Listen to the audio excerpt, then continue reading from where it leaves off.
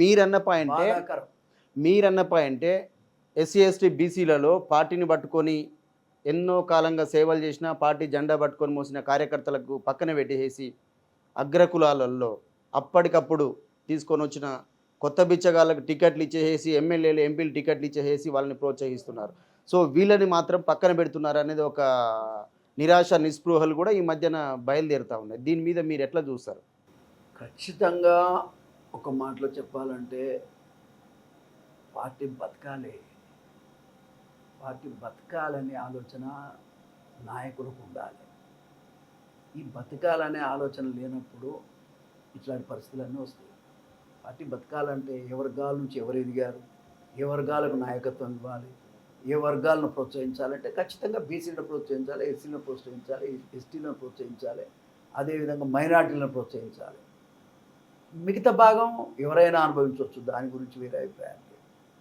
ఇవాళ నేను అనేది ఏంటంటే కాంగ్రెస్ పార్టీ ఇందిరాగాంధీ నుంచి ఇప్పటి వరకు కూడా వాస్తవంగా బ్యాంకులు జాతీయకరణ చేయటం కానీ, భూ సంస్కరణలు తేవటం కానీ, పేద ప్రజలకు అతి దగ్గరగా ఉండే ప్రభుత్వంగా ఒక ప్రధానమంత్రిగా మరి ఇందిరాగాంధీకే పేరు వచ్చింది.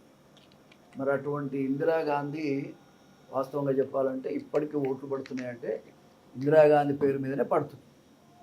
ఇంకో మాట చెప్పాలంటే అధికారం వచ్చినప్పుడే సై, కానీ అధికారం రాకపోతే అది వచ్చేందుకు ప్రయత్నం చేయాల్సినంత ఎవడు చేయడు. ఆ పార్టీలో వచ్చిన సావది ఎప్పుడు వస్తే అప్పుడే సై దాన్ని అందుకుంటారు అంతే తప్ప ఆ పార్టీ బతికుండాలన్నటువంటి అభిప్రాయం ఉండేవాళ్ళు చాలా తక్కువ మంది ఉన్నారు ఆ పార్టీలో. అది చాలా దురదృష్టకరం. అంటే ఎందుకు ఇట్లా జరుగుతుంది అంటే దేనివల్ల ఎవరి వల్ల? సెంట్రల్ పార్టీని మిస్గైడ్ చేస్తారండి, మిస్గైడ్ చేస్తారు. వాళ్ళు ఏమో ఢిల్లీలో ఉంటారు, ఆ ఢిల్లీ నుంచి ఇక్కడ దాకా వాళ్ళు చూడటం అనేటువంటిది వాళ్ళు చూసే లోపలనే తప్పులు జరిగిపోతూ ఉంటాయి.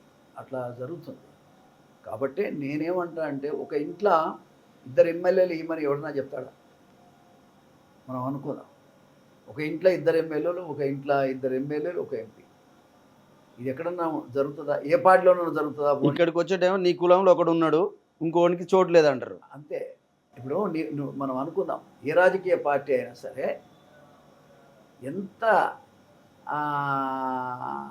విలువలేని మనుషులు కూడా ఈ రకమైన నిర్ణయాలు చేయగలుగుతారా? చేయలేరు కదా. ఒక ఇంట్లో ఇద్దరికి ఎట్లా ఇస్తారు, ఒక ఇంట్లో ముగ్గురికి ఎట్లా ఇస్తారు? అది ఒకసారి పునరాలోచించుకోవాల్సినటువంటి అవసరం. పార్టీకి నష్టం కదా, సోనియా గాంధీ గారికి నష్టం కదా, రాహుల్ గాంధీ గారికి నష్టం కదా, నాయకులకు చెడ్డ పేరు కదా. మరి ఎవరు చేశారు ఈ తప్పు? ఎవరు ఢిల్లీలో ఉన్నటువంటి హైకమాండ్ మిస్గైడ్ చేశారు అనేది ఆలోచించాల్సిన అవసరం. అంటే ఈ పార్టీలు వాళ్ళు ఆ రకమైన నిర్ణయం వాళ్ళు చేయాలని చెప్పే మనుషులు అయితే కాదు నాకు తెలిసినంతవరకు. నిన్న కూడా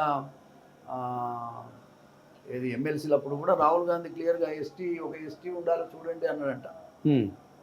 కాబట్టి ఎస్టీ కోసం వెతికారు, లేకపోతే ఆ శంకర్ నాయక్ అంటే కింది వర్గాలను నాయకత్వం ఇవ్వాలి, ప్రోత్సహించాలనేది హైకమాండ్కు ఉన్నప్పటికీ వాళ్ళు డీప్గా చెప్తే తప్ప వీళ్ళు ఎవరు పాటించే పరిస్థితులు లేదు, టక అయిపోతుంటాయి.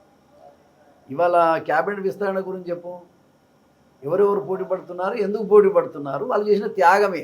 రెండోది క్యాబినెట్ విస్తరణలో ఏ కులాలైతే అణచివేయబడ్డాయో ఆ కులాలను కాపాడుకుంటేనే రేపు పార్టీ భవిష్యత్తు, పార్టీని ఉనికిని కాపాడుకునే వాళ్ళం అవుతాం మనం.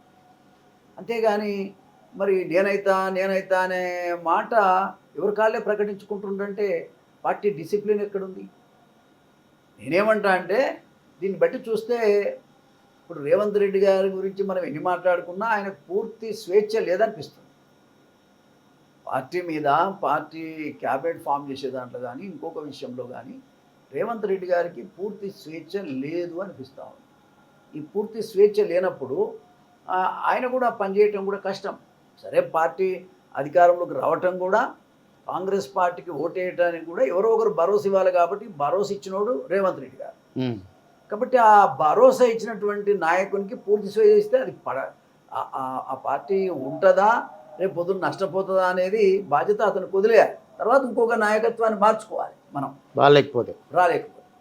అంతేగాని ఇప్పుడు ఆయనకు కూడా స్వేచ్ఛ ఉన్నట్టు కనబడతలేదు. నిన్న మొన్న ఈ స్టేట్మెంట్లు ఇవన్నీ చూస్తూ ఉంటే, మొన్న ఎమ్మెల్సీలు కూడా చూస్తూ ఉంటే ఆయనకు కూడా స్వేచ్ఛ ఉన్నట్టుగా అంటే కనబడుతుంది. బీజేపీ వాళ్ళు స్వేచ్ఛ ఇవ్వాలని నేను డిమాండ్ పార్టీలో ఉండి చెప్తున్నాను. ఓకే.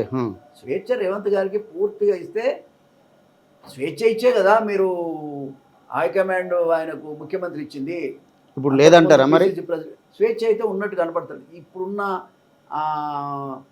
రాజకీయంగా కదులుతున్నటువంటి వ్యవహారం చూస్తుంటే, కదలికలు చూస్తూ ఉంటే, మీడియాలో వస్తున్న కథనాలు చూస్తూ ఉంటే మరి అట్లా అనిపించటం లేదు.